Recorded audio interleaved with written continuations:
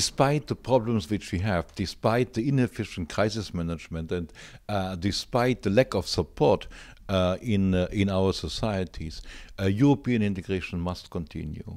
If I look at a changing global environment in which we are, I have to say that only a Europe that is stronger, and I would also say a Europe that is bigger, can cope with the challenges of the future. But the question is, how do we get it? We normally deal with the bread and butter of policy making, which is how to develop draft directives and then have them discussed in the Parliament and the Commission.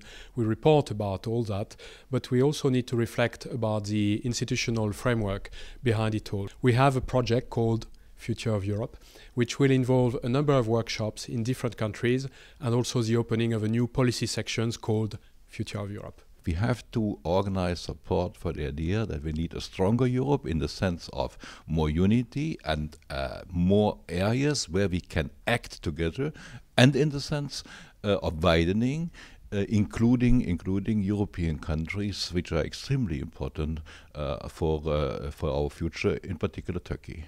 There is a big trade-off, because on one side, without further integration, it seems that we cannot go further. On the other side, given the crisis situation, further integration becomes very difficult. One important thing to keep in mind, I think, that is that further integration has declining returns.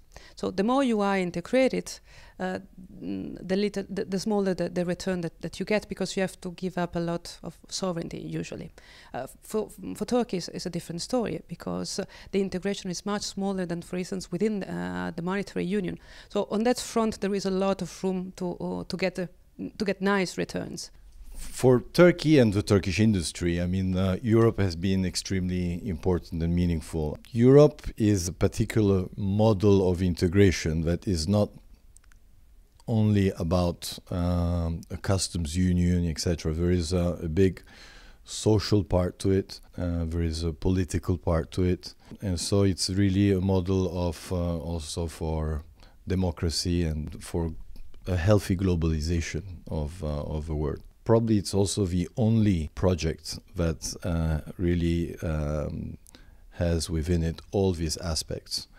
And therefore it's really critical that it survives, and not only survives, that it thrives. My personal view would be Europe made in concentric circles.